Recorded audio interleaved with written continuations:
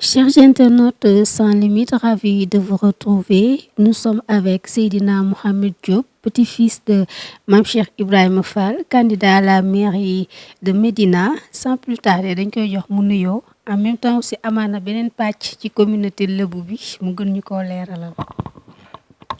waaw salaamaaleykum wa rahmatulah wa barakaatuhu salaamaaleykum wa rahmatulah wa barakaatuhu maa ngi nuyu àddina yëpp fépp fu ma waay di seetaanee rek di la wax déwénati ci tamxarit bi ñu dëgmal mu nekk bisu iid ñëpp xam li ci yàlla wax ak ngëneel yi nga xam ne moo ci am yëpp donc maa ngi remercier tamit énormément ki nga xam ne moo posé question boobu pertinente boobu ne dama bokk ci kër Mame Cheikh Ibrahima Fall effectivement dama fa bokk ndax je viens 3e position sur la lignée de Mame Cheikh Ibrahima Fall mais non seulement tamit ma nekk petit-fils du chef supérieur de la collectivité des Lébou Alhaji Ibrahima Diop donc noonu laa bokkee ci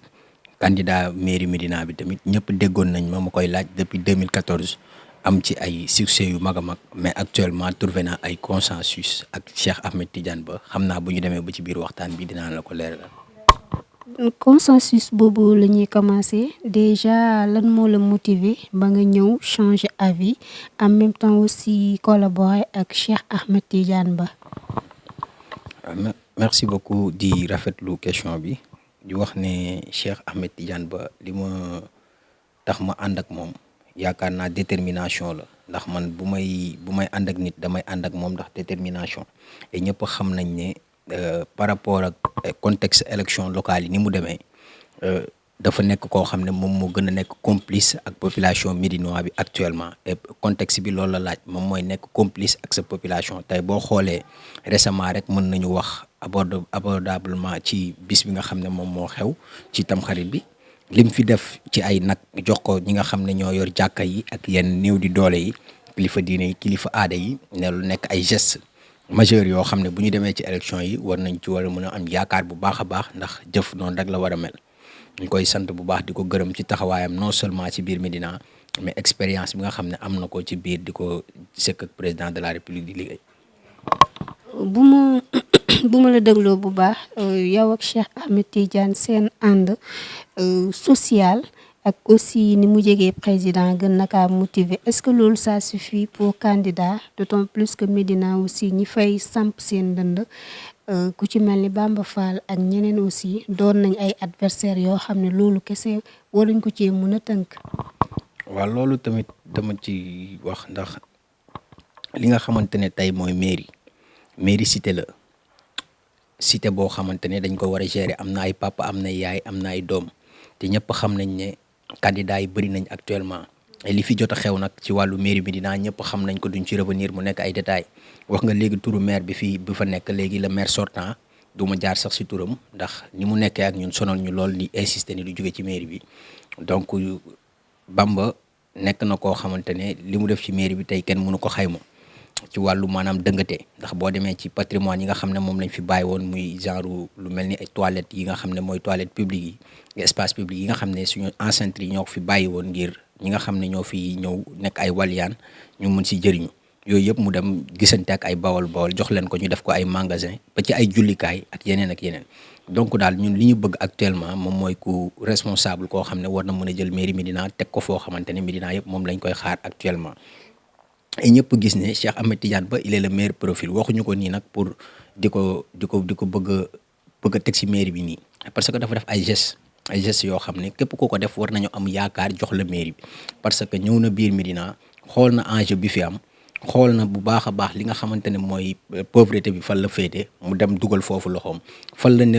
ñi ñi feebar nekk mu dem seeti leen ñi nga xam ne ñoo am dëj à tout moment mu ngi ci secteur bi di dem di leen jaale ji ak ñi nga xam ne ñoo am bànneex nekk ci ay tudd ak yu demee noonu et yaakaar naa commune loolu rek moom moo ko yor et tey mu ci joué part de responsabilité bu rëy a rëy ñun nag ñu nekkoon candidat depuis 2014 boo gisee ñu ànd ak moom c'est par conviction ak détermination ak wóolu bi nga xam ne moom lañ ko wóolu et gëm naa ne tey Médina bëri na ay candidats trop mais il est le meilleur profil au niveau de la Médina pour ñu gagner élection yi jëlee fi ki nga xam ne moom moo fi nekk di def ay danger public wax nga ko léegi candidats yi bëri nañ mais candidats yi nga xamante ne nii tey képp ku ñu yónni Médina ku dul Cheikh Ahmed Tidiane Ba ci wàllu élection yi ñu jëm ci wàllu mouvance présidentielle bi mën nañ ci am ay erreur politique ndax erreur politique weesuwul gis nañ duma jaar ci ay tur ay nit yu ñu fi yónni woon ci jamono yële weesu ngir ñu ñëwoon laaj mairie Médina bi ñu ñëwee ñëpp gis nañ li fi xew ñaata yoon lañ ñëw di laaj mairie bi gañewuñ ko et tey Médina soxla koo xam ne ku bees la koo xam ne day soog a ñëw di laaj mairie bi koo xamante ne nii waa Médina bëgg nañ ko ndax yàlla mooy def jamono ju nekk mu jël kenn teg ko ci xolu nit ñi et loolu yëpp daje nag tey si jëmmi Cheikh Ahmed Tidiane Ba donc nag loolu moom moo gën a tax sax ñu ànd ak moom fas yéene ko gunge ngir mu dem jëli mairie Médina le plus rapidement possible et gëm naa ni li ñu commencé def nii ci wàllu inscription yi ci liste électorale bi par rapport ak jeunesse bi ñi ci amul woon carte d'identité ñu si bëri wutal nañ leen ay pièces d'identité ñi nga xamante ne inscrire ñu woon ñu si bëri inscrire nañ leen et donc loolu moom mooy li nga xamante ne moo am solo kon donc lu ñu def lu dul di sant di gërëm rek di ñaan yàlla Médina mujjee ci loxo Cheikh Ahmed Tidiane Ba ndax man gëm naa ne moom moo mën a indi lii nga xam ne jeunesse Médina moom lañ bëgg. buñ jàllee aussi ñëw ci inscription électorale yi buñ xoolee aussi message bi jàllul à 60% yéen à votre niveau ban stratégie ngeen teg pour jeunes yi mën a dem inscrire gën a am information ci procédure bi. waaw loolu mooy lu ma la wax léegi ñu ngi ciy dox ay part de responsabilité yu am solo am solo ndax ñi nga xamante ne ñoo sekk liggéey bi yëpp bëri nañ. ndax loolu moom moo gën a jafe ci élection ndax si nga mën a nattee ndax yow boo demee ci élection yi di nga am ndam wala doo am ndam et gëm naa ne lii ñu commencé au soir du 23 janvier dinañu indil un résultat boo xamante ne kenn foogewu ko woon ndax tey Cheikh Ba ñëpp xam nañ ne fi mu toll nii mu ngi waxtaan ak nii mu ngi recevoir militants yi di waxtaan ak ñoom ngir ñu dem massivement inscrire ci liste électorale bi man mii rek maa ngi ci jouer part de responsabilité bu rëy rëy par rapport ak sama ay nit ñi ma xam depuis 2009 yàgg naa ci di wutal ay nit ay carte d'identité ak di la wutal ay pièces ay nu mu tudd carte électeur donc loolu daal moom moo fi nekkagum pour le moment et man gëm naa ne xale yi dinañu dem inscrire ñoom ñëpp ndax tey boo xoolee génération bi nga xam ne ñooy génération 2000 bi ñooy électorat bi et ñu si bëri xamaguñu lan mooy ay enjeu élection gox-goxaan élection gox-goxaan nag nekk lu am importance ndax maire bu ñu la xasee ba fal yow yaay président de la république fi nga dëkk et loolu nekk tamit ay part de responsabilité yoo xam ne waruñu xool n'importe qui rek wala koo xamante ni xam nga dañ ko yónni rek jox ko ay moyens rek pour mu ñëw jël maire bi non non dañuy xool nit bu sereine une soit historique la ñu def te ñun ñëpp xam nañ ne soit historique bi Cheikh Ahmed Tidiane Ba la donc ci cadre boobu rek la ñu tënku ñoo ngi ciy liggéey di ci waxtaan ak ñi ci war a waxtaanal ay gëm naa ne récemment dinañu jébbal Cheikh Ahmed Tidiane Ba li nga xam ne moom la ñu liggéey yëpp ci inscription yi won ko ne ko électorat bi fii la toll ñu xool leneen luñ ci mën a dolli par rapport ak ñi ñu mën a jëli ci yeneen côté yi yëpp. nga nekk jeune di jàppale aussi Cheikh Ahmed Tidiane Ba ban politique de développement ngay xaar ci moom pour les jeunes parce que chômage bi aussi bëri na ci dëkk bi. waaw chômage bi bëri na si dëkk bi loolu dëgg la ndax man yàlla dogal na. même bu dul Cheikh Ahmed Tidiane Ba sax am na ñoo xam ne dañu nekk ci gouvernement bi léeg-léeg dañ may woolu di déglu sama xalaat di waxtaan ak man récemment avant soulèvement populaire boo fi amoon jamono yële weesu am na ñu ma si rendre compte wax leen ne leen taux de chômage bi mu ngi mel ni caaki rek soow ci biir réew mi donc loolu nekk loo xam ne lu ñu war a jóg taxaw la le plus rapidement possible et Cheikh Ahmed Tidiane Ba aussi bi ma ko gisee ak léegi gis naa ne waxuma ñàkk xëyu ndaw yi wàññeeku na biir Médina mais am na lu bëri lu mu ci def lu tax ñu war a am yaakaar ne bu jëlee mairie Médina dina battre le record de l'emploi sur l'étendue du territoire et loolu moom moo tax tey ñu ànd ak moom am conviction am détermination comme nu ma la ko waxee taxaw ci côté am jël lépp loo xam ne dañ ko doon def boobaak léegi jébbal ko ngir ànd ak moom mu dem jëli ji mairie Médina et gëm naa ne tamit comme nu ma la ko waxee léegi au soir du 23 janvier am na lu bëri loo xamante ne nii yàlla dina ko wone ndax Cheikh dafa nekk nit koo xam ne nit ku dëggu la nit koo xamante ne tamit ku xam àddina la te àddina moom boo ko xamee di nga mën a mucc ci yu bëri donc daal du ñu def lenn lu dul gën a continuer liggéey bi en route vers les élections locales. changer suñu candidature aussi di ko lancer un appel tamit solennel le président de la république di ko xamal ne ko Cheikh Ahmed Tidiane Ba la waa Médina yëpp tànn ñëpp ñoo ngi ci ginnaawam et dinañ ko jàppale comme ni mu waree ci mairie bi ñëpp xam nañ ne Médina dañ koy joxe ci ni mu waree. mais duñu jaar ci ay lobby wala ñuy def yi pexe non non képp koo xalaat ne nag képp ku xalaat ne nag war nga war a mën a wut caay-caay wala nga lal ay pexe ba yaakaar ne mairie bi dina tegu sa loxo di nga nax sa bopp yaakaar naa tey doomu Médina yëpp yeewu nañ jug nañ taxaw derrière Cheikh Ahmed Tidiane Ba pour une victoire sereine, une victoire technique explosive au soir du 23 janvier. Avant ñuy entamer dernière partie quel message pour ces jeunes yi nga xam ne ñu ngi sa ginnaaw te bëgg nañ koo jàppale. man jeunes yi nekkoon sama ginnaaw yëpp cadré naa leen waxtaan naa ak ñoom et déggoo nañ ci ay kàddu ndax jiitu dafa metti boo jiitoo nag da ngay nangu di jël yenn kii yenn tët yi et donc li nga xamante ne tey moom laa leen di conseiller mooy ku ci nekk na nga vigilant xool bu baax a baax xam ne mbir mi nekkatul ñu jël sa 10 000 francs sa 100 000 francs jël ko di la ci roccil ay 10 000 di la ko may pour nga dem sol ay t-shirt di wër non non dañu toll ci moment boo xamante ne génération bi fi nekk ils sont très intelligents yàlla am na lu mu leen may nañu xool bu baax xam ne candidat bi gën ci candidat yi mooy Cheikh Ahmed Tidiane Ba ñu dem jàppale ko honnêtement ànd ak moom ni ñu war a ànd ak moom dem jëli mairie Médina ñu dem inscrire tamit ci liste électorale bi loolu moom moo gën a am solo ndax di coow naan mairie bi kii moo fiy toog kee moo fiy toog te doo voté amoo bokkoo ci liste électorale bi loolu danger public la kon ndaw yëpp nañu dem inscrire ji ci liste électorale bi xam bu baax a baax lan mooy seen ay droit bu si bis baa ñu dem def ko ni mu waree donc loolu laa leen di gën a ñaax di leen ñaax tamit pour ñu góorgóorlu ndax àddina yàggul lépp loo fi gis rek dafay jeex ku si nekk passage nga fi am te dañuy ñaan yàlla képp koo xam ne da ngay dem tamit nga bàyyi fi dictionnaire wala nga bàyyi fi livre bu mag boo xam ne ëllëg génération yi di ñëw dañ ciy jàng et ci moment yooyu la ñu toll ndax ñëpp gis nañ jàngoro bi ak balaa bi li mu def ci àddina bi donc loolu rek war nañu gën a yokk expérience ñu gën a góorgóorlu ci yu bëree bëri donc ci foofu laay tëjee ci parti boobu. beneen facette ci Seydina Mohamed Diop à part le petit-fils de Cheikh Ibrahima Fall dafa mel ni aussi ci parti Lëbu am nga ci wàll. waaw loolu parti Lëbu am naa ci wàll loolu moom xanaa biti la fanaan kay wax naa la léegi ne la ki yoroon fukki penc yi ak ñaar diirug ñeent fukki at muy El Hadj Ibrahima Diop kooku moo jur sama pap kon collectivité Lëbu nekkuma ci sax kii dama ci nekk caaya bu mag laa ci. et ñëpp xamoon ne élection yi grand serigne de Dakar yi passé tamit sama papa ak Ablaye Matar kese si ñi sant Diop ñoo ko doon xëccoo Ablaye Matar moo mag sama papa moo tax ñu bàyyi ko mu nekk grand serigne de Dakar chef supérieur de la collectivité des Lébou ma koy nuyu de passage di rafetlu liggéeyam par rapport ak bi mu nekkee ci ténor bi ba léegi. tey ñu xool communauté Lébou suuf bi coowam suuf bëri na ci torop chaque instant problème bi day ñëwaat.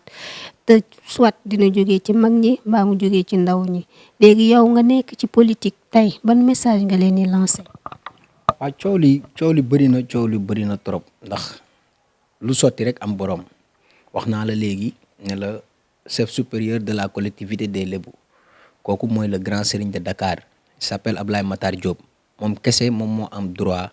wala sax moom moo am sañ-sañu di wax ci turu collectivité bi ak di ci jël yenn décisions yi ci yenn instances yi. et loolu nag nekk loo xam ne ça date avant 1960 ndax lébu yi ku leen xam leen ci yar xam leen ci teggin dégg nañ fi nag ay xale yu génn di saaga ak di wax yoo xam ne di ko jëmale ci moom loolu lu ñuy ñaawlu la ci kanamu àddina yëpp ndax yaakaar naa boo bëggee jiitu ëllëg am na yoo xam ne doo ko wane tey am na yoo xam ne tamit taxawaay yoo xam ne doo fa taxaw et ñëpp xam ne nag kilifa diine dañ koy ormal teg ko fi ñu ko war a teg kon kooku tey bu génnee jëf boobu mu jëf dafa wane rek éducation de base bi ni ñu ko yaree la et ñëpp xam nañ ne nag ay doomu Lébu dañ leen yar mais ñuy xamal Sénégal yëpp aussi ne benn grand serigne de Dakar moo am ci réew mi mooy Ablaye Matar Diop ni ñuy falee grand serigne de Dakar lañ ko falee légitimement ñi fa teewoon ñëpp gis nañ leen muy ci wàllu gouvernement bi ak feneen donc moom mooy grand serigne de Dakar bu légitime bi amul kenn kuy génn wala kenn koo xam ne da ngay wax ci turu collectivité Lébu di jël ay responsabilités il faut que loolu ñu arrêté ko aussi le plus rapidement possible ndax nit ñi ñu ngi acharné wu ci turu Lébu yi di wax ku nekk kii jugee tey wax kee jug wax non Ablaye Matar wax na ko grand serigne de Dakar da ngay sant Diop ba pare nekk descendant Jal Diop et yooyu yëpp la lié ba pare am expérience demoon fi ay élection ak Massamba Koki Diop ñëpp xam ne benn voix rek la ko rawee woon di ñaanal Massamba Koki ak képp ku nekkoon grand serigne te jiitu nekkoon ci collectivité Lébu yàlla defal leen ay yax yu sedd te ubbil leen bunti àjjana yi gën a kawe di wax ne bi ñu demee élection yooyu moom ak Massamba Koki benn voix kese la ko rawee woon et donc kon tey il a légitimement le droit mu ñëw taxaw nekk grand serigne de Dakar et dañ ko nangul ñun ñi nga xam ne ñoo bokk ak moom famille yëpp. Et kon donc li ñu bëgg a conscientiser sénégalais yi rek mooy ñu bañ a déglooti kenn wala kenn koo xam ne da nga jël ay responsabilité dem fal sa bopp taxaw di wax ay wax yu tegginewul. Am na yoo xam ne nag duñ ci sori ndax suñu âge mayeguñ ko et li ñu bëgg rek moom mooy discipline ci biir collectivité lébu et di lancer un appel solennel tamit Ablaye Matar et mu jël conseil de discipline boo xamante ne képp koo xam ne génnati nga def yu mel noonu ñu jël ay mesures ci yow ndax bu dul dara ëllëgu xale yi moo tax ak ëllëgu ndaw yi donc daal yar su li mu jiituwul leneen na fay jiitu te loolu safaan ba lay doon kon yàlla nañu yàlla defal yar ak teggin ba ëllëg lépp lu ñuy yootu ñu mun ko jot. di sant yàlla bu baax a baax di julli si yonent bi di wax ne Sénégal nag ñun ñëpp ñoo ko bokk muy chrétiens yi jullit yi ak ñi nekk ci yeneen xeet yëpp ndax yàlla nee na xadd karam naa bànni aadama lu mu bind rek doomu aadama moo ma ci gënal kon nit bu yoree jëmmi nit rek ami nopp ami gémmiñ rek jëmmi nit nga ko war a xoolee moom nga ko war a jox tey man wax dëgg fa yàlla ci instance boobu laa nekk loolu laay dund. ban lecture avec ces inondations répétitives nga xam ne état def na ci ay milliards mais teewul sax ndox bi ñëwaat na même situation mu ngi répété waat avant ñu yëkkati jootaay. waaw xam nga ku nekk da nga koy bàyyi ak tamit domaine am xam naa duñ ci xaw a sori ndax amuñu expérience tuuti ci wàllu assainissement mais dinañ ci jàll ndax lu waay nit nu mu gis rek war nga ci war a mën a am xam-xam war nga ci war a mën a am taxaw seetlu war nga ci war a mën a am loo ci xalaat tey li ñuy xalaat ci loolu yëpp tey ñëpp xam nañ ne assainissement Sénégal baaxul ñëpp xam nañ ko ndax dëkk boo dem bu tawee région boo dem bu tawee li fa am musiba naari laay la kon donc ñu ngi ñaanaat ñi nga xam ne ñoo yor wàllu woowu góorgóorlu ci bu baax a baax dimbali nit ñi ndax nit ñi dañuy nekk ci ay jafe-jafe à tout moment bu ndox mi tawee même bu ndox mi tawul sax à tout moment da ngay gis ay mbedd yu bëri yu bouché et loolu il faut teel ko rattraper le plus rapidement possible wut ci ay pexe tey milliards yi ñu ciy dugal nag tey sottiwul loolu yaakaar naa perte bu mag la et tey ñëpp xam nañ ne président de la république mu ngi def effort yu mu mën pour Sénégal tey am assainissement bu baax ndax ku xool travaux yi am récemment matériel bi ñu fa indi nga xam ne lii ay caaxaan indiwu ko te ay caaxaan jëliwu ko te liggéey bi tamit niñ koy accélérer boobaak léegi ñëpp gis nañ ne taxawaay bu rafet la ñëpp gis nañ kii biñ ci am engagement biñ ci am donc loolu nekk lu ñuy rafetlu aussi li ñu bëgg a wax moom mooy que ne ñi ñuy liggéey tamit am ci loolu expérience nañuy taxaw ñi nga xam ne ñoom lañu yónni ci bërëb yooyu ndax léeg-léeg sa liggéeykat mën nga ko yónni ci bërëb surveiller wuloo ko liggéey bi bañ a jaar yoon moom mooy maanaam amul suivi kon donc loolu il faut que tamit ñu koy bàyyi xel di ko wax nit ñi te tey am na comme ni nga ko waxee foo dem rek am na tey foo xamante ne dafa taa ci moment yi ñu toll nii te loolu dafay yëkkati ay yoo ci moment yi ñu toll nii loolu mën na indi ay sibiru mën na indi lu nekk taawum ndox boobu noonu te loolu sax nekkul lu rafet ci image maanaam nga dugg ci ay dëkkuwaay gis ndox mu taaw ak yu demee noonu yaakaar naa ñun war nañu passer étape yooyu dëkk la l'Afrique a sauté beaucoup d'étapes mais aussi il faut que ñu amaat yeneen relève yu gaaw a gaaw yoo xam ne dañuy rattraper yooyu yëpp donc sama expérience foofu la si am di leen sant. émission bi jeex na sa dernier mot lan la. waaw sama dernier mot moom damay santaat yàlla bu baax di julliwaat ci yonent bi sant samay waajur di sant sëriñ bi bu baax a baax di sant sëriñ bi ndax man taalibe murid laa sëriñ Fallou Fall Fatikan mooy sama sëriñ maa ngi julli ci yonent bi bu baax a baax di ñaan yàlla sunu borom miy def di dindi ci darajee laa ilaha illallah màggaayu alxuraan ak ngëneelu gaa yi baax yi nekk ci réew mi am jàmm bu loolu weesoo ñu ñaan suñu borom miy def di dindi ci darajee laa ilaha illallah màggaayu alxuraan ak gaa yi baax yi mu dàqal ñu balaa bi ba dootuñu ko gis ba dootuñu gis sax ku ko gis mën na ko am na ko yàlla nañu ko defal ñu koy ñaanit moom mi nga xam ne mooy def di dindi mu indi xewal yu bari ci sunu réew yokk fi li nga xam ne mooy ngëm yokk fi ngëm bu baax a baax waaw ndax réew mi fii am na lu ñu fi yàlla defal yàgg naa ko wax am na lu fi yàlla def loo xam ne nit ñi xamuñu ko xam naa bu ñu demee ba jimmi jamono dinañ ko xam mais am na lu fi yàlla def loo xamante ne lépp loo xamante ne luy lore la wala loo xam ne lu nar a yàq dunduk doomu aadama la ñun dinañ ci mucc bu baax a baax loolu nag di ñu ko may du lenn mooy lu dul mag ñu baax ñi fi jaar ñi nga xamante ne yàlla boole na leen ci diine tey ñu tëdd Sénégal loolu patrimoine la te lu ñu war a fonk la won ko ndaw ñëpp di wax ne nag du yàgg dara xam naa am na lu mag lu may waajal ngir ànd ci ak Cheikh Ahmed Tidiane Ba au niveau de la Médina buñ ci yeggee rek dinaa woowaat ñi nga xamante ne tey ñëw ma jël ma leen di sant di leen gërëm muy waa Sans Limite nekk tamit samay xarit di leen remercier bu baax a baax a baax a baax di leen ñaanal yàlla lépp loo leen yootu tamit ci site bi suñu borom oyofal leen ko ndax nit yaakaar naa loolu rek la mënal moroomu nitam rawatina disponibilité bi ngeen am par rapport ak sama image ak sama jëm maa ngi sant ñëpp di leen gërëm wax ne du yàgg dara dinaa revenir a waxtaan ak nit ñi wax leen fi nga xam ne foofu la ñu toll ci wàllu élection yi merci beaucoup. Merci beaucoup. C'était Seydina Mohamed Diop, petit-fils de Cheikh Ibrahima Fall, candidat à la mairie de Médina. N'hésitez pas à nous suivre sur nos différentes plateformes, Facebook, Instagram, entre autres. Avec Sans Limite, vous aurez d'autres invités, Inch'Allah. Jërë ngeen jëf.